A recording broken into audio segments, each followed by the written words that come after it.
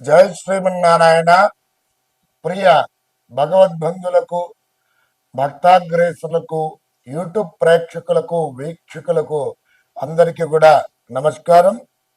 ఉగాది శుభాకాంక్షలతో అందరికీ కూడా స్వస్తి శ్రీ విశ్వావసు నామ సంవత్సర శుభాకాంక్షలతో ద్వాదశ రాశుల వారికి మరి గోచార ఫలితాలు ఏ విధంగా ఉండబోతున్నాయి అనేటువంటిది ఈ వీడియోలో తెలుసుకుందాం. వృశ్చిక రాశి వారికి విశ్వావసునామ సంవత్సరంలో గోచార ఫలితాలు ఏ విధంగా ఉండబోతున్నాయి, ప్రతికూల పరిస్థితులు ఏమిటి, అనుకూల పరిస్థితులు ఏమిటి, ఏ దేవతార్చన చేసుకుంటే బాగా ఉంటుంది, అలాగే పరిహార మార్గాలు ఏమిటి అనేటువంటిది ఈ వీడియోలో తెలుసుకుందాం.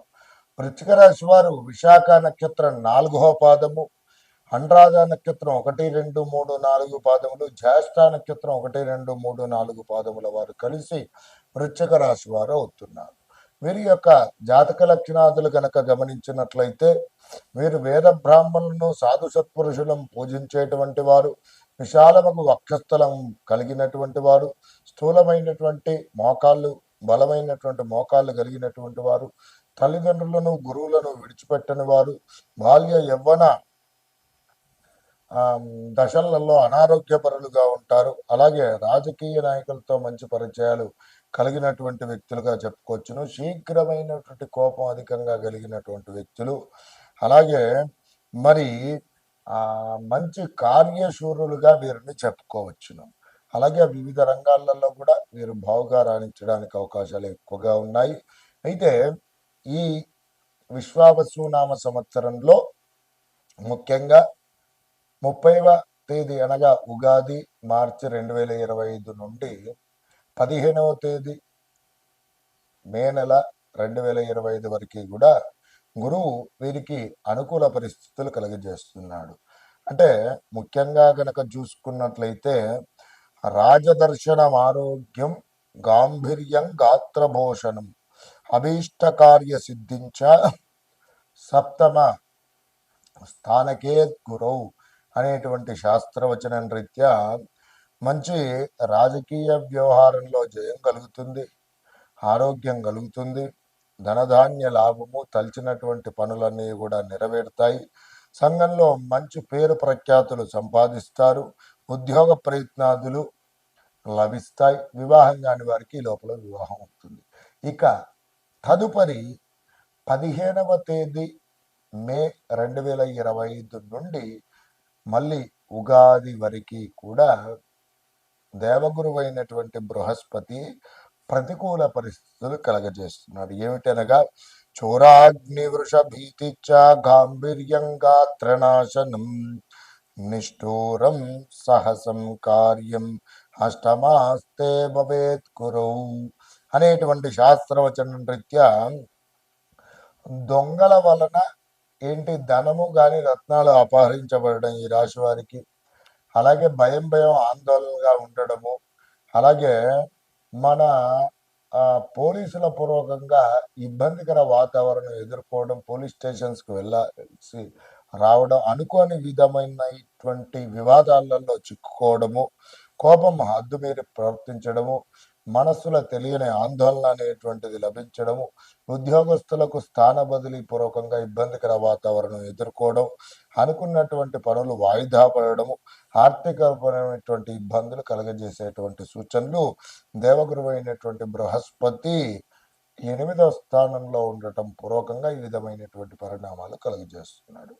మరి వీటికి ఏ దేవతార్చన చేసుకుంటే బాగుంటుంది, పరిహార మార్గం ఏమిటి అని కనుక చూసుకున్నట్లయితే ప్రతి గురువారం గురుగ్రహ ధ్యాన శ్లోకాన్ని పఠించడము, మరి గృహగ్రహానికి సంబంధించిన ఏమిటి శనగలు ఏవైతే ఉంటాయో అవి ఉడికించి చక్కగా ఆవులకు నైవేద్యం పెట్టడము, గురుగ్రహానికి ఆవు నీతితో పసుపు రంగుల ఒత్తితో దీపారాధన చేయడం, స్వామివారికి చక్కగా పసుపు రంగు గల వస్త్రం సమర్పించడం, పండ్లు సమర్పించడం, పూలు సమర్పించడం, దత్తాత్రేయ స్వామి వారి యొక్క దేవాలయంలో ఒక గురువారం రోజున చక్కగా అన్న సంతర్పణ కార్యక్రమం అనేటువంటిది నిర్వహించడం పూర్వకంగా యోగకారకమైనటువంటి పరిస్థితులు పొందుతారు.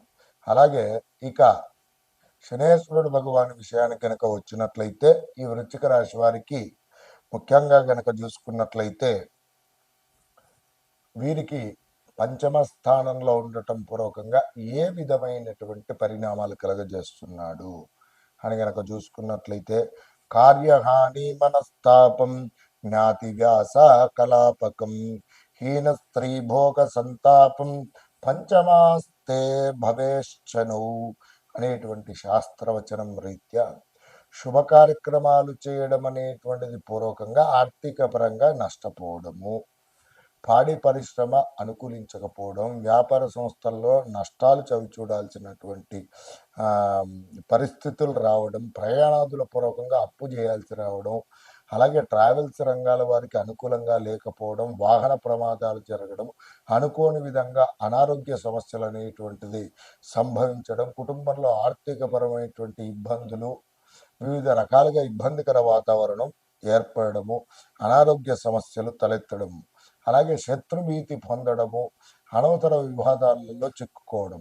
విధంగా చూసుకున్నట్లయితే వృశ్చిక రాశి వారికి విశ్వవసునామ సంవత్సరంలో ముఖ్యంగా గనక గమనించినట్లయితే దేవగురువైనటువంటి బృహస్పతి బలము గనక చూసుకున్నట్లయితే 15వ తేదీ మే 2025 వరకు ఉంది. దాని తదుపరి దేవగురువైనటువంటి బృహస్పతి అలాగే కర్మకారకుడైనటువంటి శనేశ్వర గ్రహం కూడా రెండు ప్రతికూల పరిస్థితులే కలగజేస్తున్నాయి. కాబట్టి వీటిని దృష్టిలో ఉంచుకొని కనుక చూసుకున్నట్లయితే గురుగ్రహ పరిహారాలు చెప్పినారు. ఇప్పుడు శనిగ్రహ పరిహారాలు ఏమి చేసుకుంటే బాగుగా ఉంటుందని కనుక చూసుకున్నట్లయితే ప్రతి నిత్యం శివ పంచాక్షరి నామజపం చేయండి. ప్రతి శనివారంలో కూడా ఆంజనేయ స్వామి ఆరాధన చేసుకోవడం ముఖ్యమైనటువంటిది.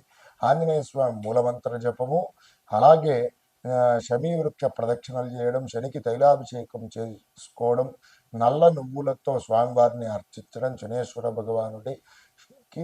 అలాగే శివాలయంలో ఏమిటంటే ముఖ్యంగా ఒకసారి అన్న సంతర్పణ చేపించి ఏకవార రుద్రాభిషేకం చేపించినట్లయితే ఉత్తమమైనటువంటి పరిస్థితులు తప్పకుండా పొందుతారు. ఈ ప్రతికూల పరిస్థితుల నుండి అనుకూల పరిస్థితులు తప్పకుండా పొందడానికి అవకాశాలు ఉంటాయి. వీటితో పాటుగా ఈ వృశ్చిక రాశి వారు ముఖ్యంగా సుబ్రహ్మణ్య స్వామి ఆరాధన చాలా ముఖ్యమైనటువంటిది. ప్రతినిత్యం కూడా సుబ్రహ్మణ్య స్వామి వారి యొక్క ఆరాధన చేసుకోండి, చాలా ఉత్తమమైనటువంటిది. వీటితో పాటుగా ప్రతినిత్యం పఠించవలసినటువంటి నామజపం గనక చూసుకున్నట్లయితే ఓం శ్రీ లక్ష్మీనారాయణాయ నమః, ఓం శ్రీ లక్ష్మీనారాయణాయ నమః అనేటువంటి నామాన్ని ప్రతినిత్యము కూడా పఠించండి. ఉత్తమోత్తమైనటువంటి పరిస్థితులను పొందండి. నమస్కారం. విశ్వావసునామ సంవత్సరంలో ధనువు రాశి వారికి గోచార ఫలితాలు ఏ విధంగా ఉన్నాయి, ప్రతికూల అనుకూల పరిస్థితులు, ఏ దేవతార్చన చేసుకుంటే బాగుగా ఉంటుంది, పరిహార మార్గాలు ఏమిటి అనేటువంటిది ఈ వీడియోలో తెలుసుకుందాం. మూలా నక్షత్రం 1, 2, 3, 4 పాదములు, పూర్వాషాఢ నక్షత్రం 1, 2, 3, 4 పాదములు, ఉత్తరాషాఢ నక్షత్రం 1వ పాదం వారు కలిసి ఏమిటి ధనురాశి వారు అవుతున్నారు. వీరి యొక్క జాతక లక్షణాదులు కనుక గమనించినట్లయితే ప్రసన్నమైనటువంటి ముఖవర్చస్సు కలిగినటువంటి వారు, దివ్యమైనటువంటి తేజస్సు కలిగినటువంటి వారు, తాతగారి తండ్రి గారి పిత్రార్జిత ఆస్తి ధనం కలిగినటువంటి వారు, ఆధ్యాత్మిక దైవ చింతన కలిగినటువంటి వారు, ధనవంతులు, గుణవంతులు, బుద్ధివంతులు, త్యాగ బుద్ధి కలిగినటువంటి వారు, అలాగే మంచి సద్గ్రంథన పఠనాశక్తి కలిగినటువంటి వ్యక్తులుగా చెప్పుకోవచ్చును. సుగంధ ద్రవ్యమందు అమితమైనటువంటి ఆసక్తి కలిగినటువంటి వారు, ధర్మ మార్గముల యందు నడుచుకునేటువంటి వారు, బలత్కారమున స్వాధీనపడేటువంటి వారు, మంచి పేరు ప్రఖ్యాతులు సంపాదిస్తారు. మంచి విద్యావంతులు, అలాగే వేద పండితులతో, మంచి శాస్త్రజ్ఞులతో అనుభవము, అలాగే వారితో పరిచయాలు ఎక్కువగా కలిగినటువంటి వ్యక్తులు, చిత్రలేఖ శిల్పి, హస్త కళాకారులుగా కూడా వీరు మంచి పండితులుగా ఉంటారని చెప్పుకోవచ్చును.